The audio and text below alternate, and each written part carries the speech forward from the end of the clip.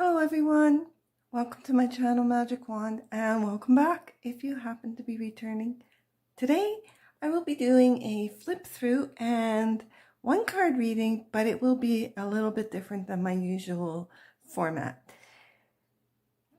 The difference will be based on the card reading at the end of the flip through, but we'll get to that a little later. So first of all, I would like to introduce you to this beautiful, very relatively new deck called Tarot Disassembled by Jennifer Cooper Steidley. I believe that's how you pronounce her name. Apologies if I'm not pronouncing it correctly. And it was published in April this year, 2025, and I'm recording this at the very end of July. And but I probably won't publish this video till early August, but nevertheless, it is a relatively new deck. And the deck comes in this hard case box, which is really lovely, beautiful design. And the box looks like this. It has thumb cutouts here. It was published by Weiser Books, or Red Wheel Weiser Books, and I will be including all the information in the description box below the video. But this is the box here, and that is the box, or the bottom of the box. And the interesting thing about this deck, and it is so cool, is that all the images on the cards are of the symbols on the traditional Rider-Waite deck. So it's fascinating. And it I'll just read the back of the book, or the back of the box here, so that it gives a good description. So it reads, with a bright color palette and bold graphics, this unique deck deconstructs and re-examines the traditional symbolism found in the Rider-Waite Smith Tarot, opening the door for fresh insight into a classic. Tarot Disassembled allows the user to connect with the tarot in a completely intuitive way, free from any pictorial narrative around gender, skin color, age, size, ability, or any other human constructs. The simplicity of the symbols makes it a great first deck for beginners, and pros will enjoy unpeeling the traditional tarot like an onion, discovering layer upon layer of meaning in the richness of simple imagery. So isn't that fascinating? And the box opens up, and this is the inside, gorgeous design of all the symbols. And it reads on the inside of the box, the true tarot is symbolism. It speaks no other languages and offers no other signs. And that was a quote by A.E. Waite. And this deck does not include a guidebook, but there is a guidebook that you can purchase to go along with the deck.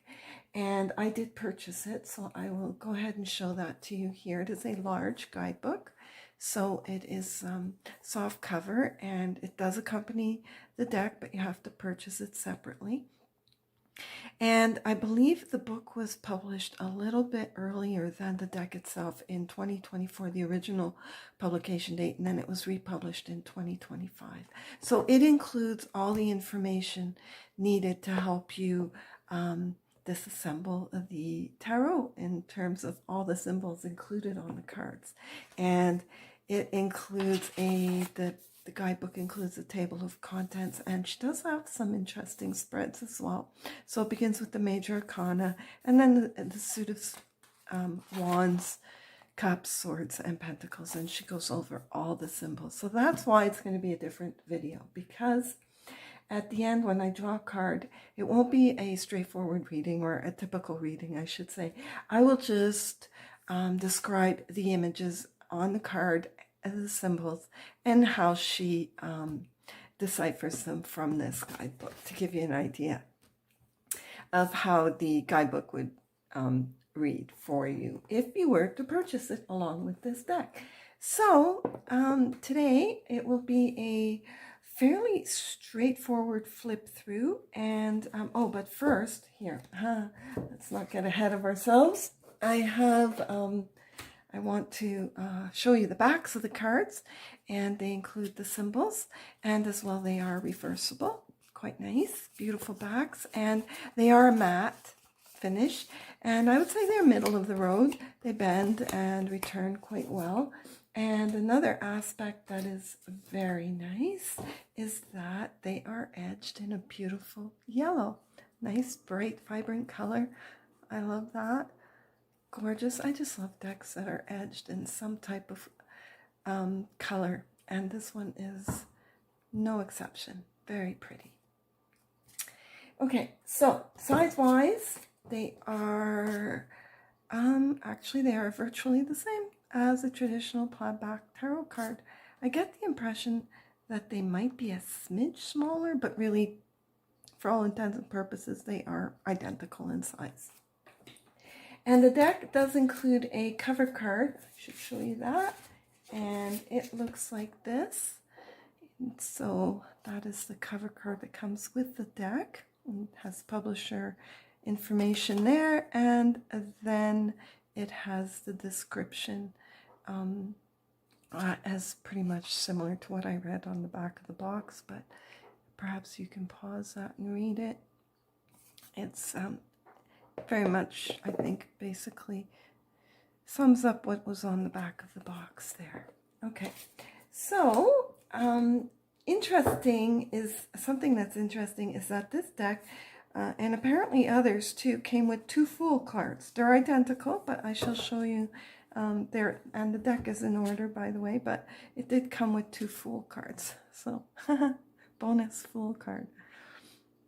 Anyway, so as you can see, it's just all the symbols that would typically be contained on the traditional Rider-Waite tarot deck with the Fool, and it's fascinating, frankly. So I am just going to do a straightforward flip through, and I'm not going to go over all the symbols in each card, but at the end I will draw one card and go through it from the guidebook that way to give you an idea of how it would look in the guidebook. Okay, so the first card is the Fool, the Magician, the High Priestess. The colors are so beautiful, vibrant and uplifting just in and of themselves. The Empress, the Emperor, the Hierophant, the Lovers, the Chariot, Strength, the Hermit, Wheel of Fortune. I would love to hear your thoughts on this deck. If you'd like to share them, that would be awesome. Justice, the Hanged One, Death, Temperance, the Devil, the Tower, the Star, the Moon, the Sun, Judgment, and the World. And now the suit of wands. Ace of Wands, 2 of Wands, 3 of Wands, 4 of Wands, 5 of Wands, 6 of Wands, 7 of Wands,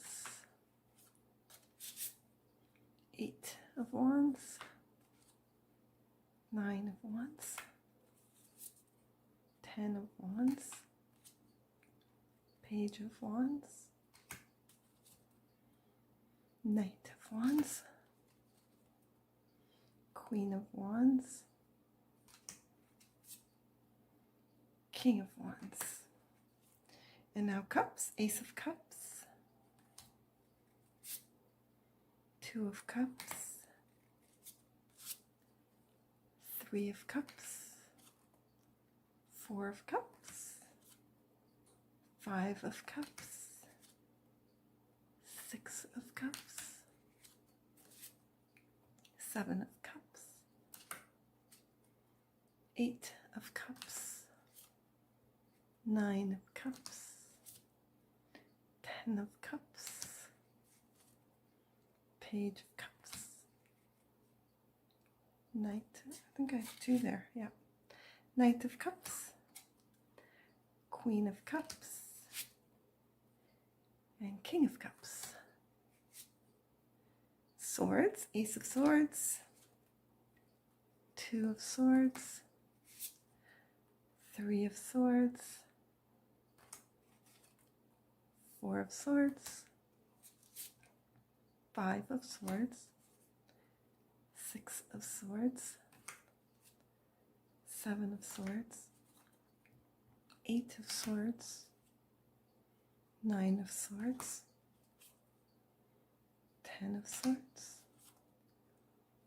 Page of Swords, Knight of Swords, Queen of Swords, King of Swords, and Pentacles. Ace of Pentacles, 2 of Pentacles, 3 of Pentacles, 4 of Pentacles, 5 of Pentacles, 6 of Pentacles, 7 of Pentacles, 8 of Pentacles, 9 of Pentacles, 10 of Pentacles, Page of Pentacles, Knight of Pentacles, Queen of Pentacles, and King of Pentacles. Okay, so those are all the cards, but it's going to be a different shuffle. I am just going to shuffle and pull a card, but there is one card in here that I'd like to look at quickly before I actually shuffle. And it is the 10 of Swords, because the 10 of Swords, I find that this symbol gets overlooked a lot, and it's not included in every version of the deck, especially ones that are very different from the traditional Rider-Waite. But it is the sign of, I believe, a benediction, I think, which is a form of a blessing. Now, I could be wrong, but we'll see. I'd like to look this up and just highlight it, because it always seems to me, anyway, that it gets overlooked. So, okay. It's an interesting card, in an interesting symbol. And I might even get just to, well, you can always pull up your own card and look at the traditional Rider-Waite 10 of Swords with the man lying down. His hand is making this symbol by his side. So, okay. So I'm going to keep this card out because I want to go over it, but I'm going to shuffle anyways, so we see what does come up. And, but I'm not going to ask Spirit for a message today, because I feel like this is more of an educational video than a message video. And I just want to pull a random card nevertheless, just to see what we get. And we'll go through the guidebook for that card and see what the symbols present. I mean, there could be some meaning here, but it's just going to be more of an educational type video to see how it reads for the symbols themselves. Okay, so I'm just going to pick a card, any card. I'll pick this card here and see what we have. Ace of Cups. Okay, well, that's a great card anyways. We like that card. And we'll take a look at the full meaning of this card and go over it quite thoroughly. But the 10 of Swords, I just want to look at it with you quickly with just the general meaning of these symbols, maybe a little quicker. But for the Ace of Cups, let's just go ahead and have a look in this guidebook. It is Ace of Cups. Okay, let's just quickly turn to that page. Okay, so here is the Ace of Cups. Let's just shift that over there. Okay, so this is how the book is laid out for all the cards. So you have the keywords, the associations in terms of astrological, planetary, and elemental. Then there are the symbols themselves, and it goes and lists all the different symbols. So there's quite a bit to read here. And I just want to, actually, there's a quick take. So there is a bit of an interpretation in case, yeah, so for the meaning of this card, which we'll go over as well. So, okay, so keywords here include love, romance, abundance, creativity, intuition, gift. It could be rejection, loss of love, repressed emotions. I assume that's if it were reversed. And the astrological association include all water signs, Cancer, Scorpio, and Pisces. And there are no planetary associations, and the element is water, of course. So the symbol or symbols, and so the cloud, element of air, silver linings, interesting, elevation, dreams, divinity. All of the aces in the tarot offer a gift or opportunity, seemingly out of the blue. The cloud symbolizes that this gift is divine in nature, heaven sent. Okay, now, the cup symbol, element of water, emotions, intuition, receptivity, and the feminine principle. The dove represents freedom, possibility, ascension, peace, love, messenger, divine feminine, and hope. And it reads here, some of the symbolism associated with doves can be attributed to their very nature. Doves pair up for life and are even known to be affectionate with their mates. This ties beautifully to the love and romance aspects of the Ace of Cups. Multiple gods and goddesses of love have been associated with the dove as well. The Aztec goddess, and I will not be pronouncing that, but that goddess, and the Mesopotamian goddess Inanna or Ishtar, the Greek goddess Aphrodite, and the Hindu god Kamadeva. That's a whole lot of potent love energy wrapped up in one bird. No kidding. Okay, and it goes on. All right, so let's see if we can continue with the card in hand. So I'm reading from the top here. The lovely dove also has a star ring role. Oh, sorry. The lovely dove also has a starring role in the Christian story of the Great Flood and Noah's Ark, which is uncannily similar to a story found in the Mesopotamian epic Gilgamesh, which predates the Bible by about 2,000 years. After 40 days, Noah sent the dove out to assess whether dry land was near. It returned with an olive branch, also a symbol of peace, making it forevermore a symbolic messenger of hope, as well as tied not only to the element of air, but also the element of water. And I can't help but see another layer of symbolism in the fact that the cup in the Ace of Cups is quite literally overflowing with water. The Virgin Mary is also depicted with doves quite often, solidifying the symbolic link of the dove to the feminine, to the divine feminine. There is even a belief among some tarot readers that the Ace of Cups predicts the birth of a girl, whereas the Ace of Wands predicts the birth of a boy. Okay, and then it goes on to have the hand, which is up there in the corner. Oops, sorry. Let me bring that down there. Okay, so the hand represents giving, receiving. All of the aces in the RWS tarot depict a disembodied hand emerging from the clouds. It represents that a gift of a divine nature is being offered when this card appears. You'll notice that it is a right hand shown. Energetically, the right hand is considered to be the hand that gives energy, and the left hand receives. A gift must be accepted willingly, though, and an outstretched hand is what physically accepts the gift that is offered. So the hand also serves as a reminder that it's up to you to take advantage of the gifts and opportunities being offered at this time. And the heart obviously represents love, and she writes, need I say more? Okay, and next is the lotus. Spiritual awakening, sacredness, purity, resilience, and beauty. The lotus grows in swampy conditions, often emerging from the murkiest waters. Let's put that there again.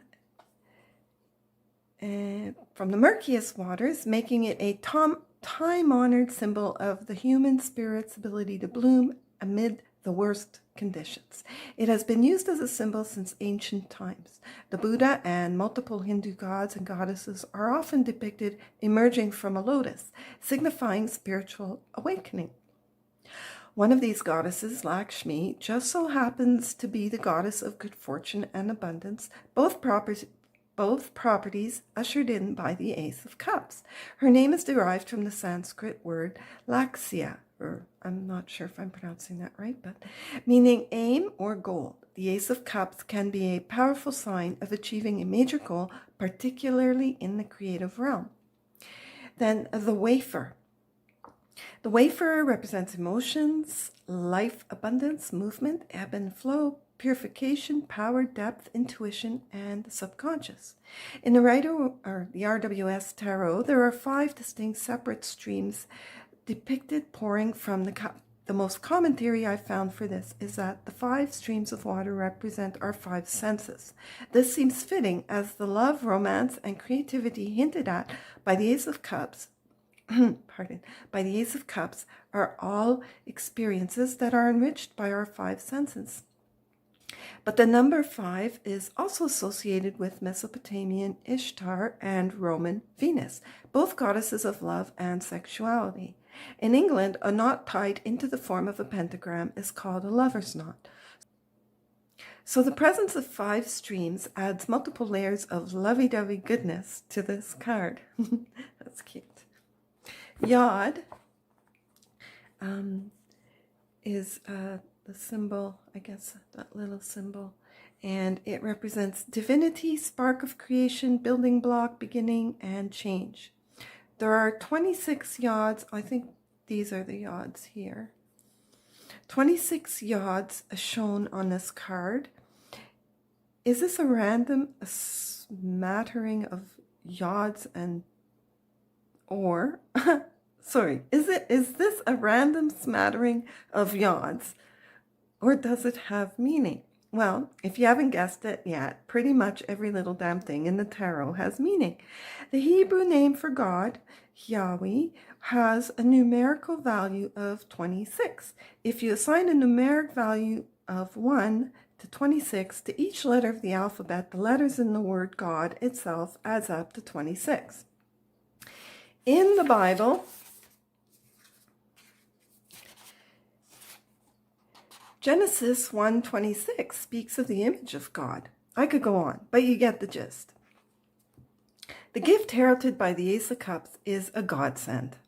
Okay, then she sums up with the quick takes. Love is the purest sense of the word, love in the purest sense of the word, unconditional love, a new romantic relationship, a soulmate connection, a loving connection with an existing partner, an engagement or wedding, pregnancy or adoption. Your cup runneth over. Indicates enhanced psychic abilities, creative opportunities, expressing yourself through art, volunteering, or charitable giving, keeping an eye out for signs, and nurture your self-love. And the reverse would be rejection in a relationship, a breakup, an emotionally unavailable partner, repressing your emotions, or a need for emotional boundaries. Okay, so that is the Ace of Cups. And as I mentioned, I would like to just have a quick look of the Ten of Swords, because I think it warrants having a look-see. So let's have a look at the Ten of Swords. Just in terms of this, quickly, just reading the symbols on the card. So I'm just going to look at these in terms of, but first let's look at the keywords here. Betrayal, pain, endings, drama, victim, mindset, resistance, regeneration, perseverance, and then associations. Astrological Gemini, planetary sun, elemental air. But okay, so the actual symbols. There's blood, which represents life, vitality, regeneration, essence, oath, suffering, sacrifice, and gift. And the hand gesture, and that's the one I really find interesting. So the hand gesture is a blessing or a mystery, and I'm just going to go ahead and read it because it is really interesting. So In the RWS Tarot, this hand gesture is being made by a figure lying face down on the ground with 10 swords stuck in their back. The scene is grim. It appears the individual has died from their many wounds. But this hand gesture suggests that there is life in those old bones yet. Dead men tell no tales, and they also rarely make intricate hand gestures. So first and foremost, the presence of this gesture indicates that all is not lost and that the struggles that have occurred up to this point have not fully leveled you. This gesture is also identical to the one that appears on the Hierophant card, another interesting point, suggesting that there are blessings to come from this cycle of completion as well as spiritual elevation. This gesture is also considered to mean all you see is not all that there is. This is not a gruesome death scene, but rather a hopeful dawn of a new day. The configuration of the figures is also very similar to a mudra called Kapachika? I'm not sure, used in Indian dance. One of the meanings I discovered for this mudra is return. Things may never be exactly the same after this profound event, but you will experience a return to self as you assimilate the lessons you've learned and emerge stronger. How interesting. And I'll just finish with the rest of the symbols. The mountains represent aspiration, courage, challenges, obstacles, retreat, perspective, solitude, and ascension. The sun represents life force, joy, optimism, vitality, health, growth cycles, illumination, and masculine energy. The swords, element of air, intellect, power, discernment, decisiveness, truth, impartiality, purification, and finality. The water represents emotions, life, abundance, movement, ebb and flow, purification, power, depth, intuition, and subconscious. And that is the Ten of Swords symbolism from the book, Tarot Disassembled. Okay, well, I hope you enjoyed today's flip through, and how should I sum up? Reading from the guidebook that is purchased separately for this deck. And if you did, please consider subscribing to my channel and giving this a thumbs up. Thank you so much for watching. I really appreciate it. Take care and have a great day. Bye for now.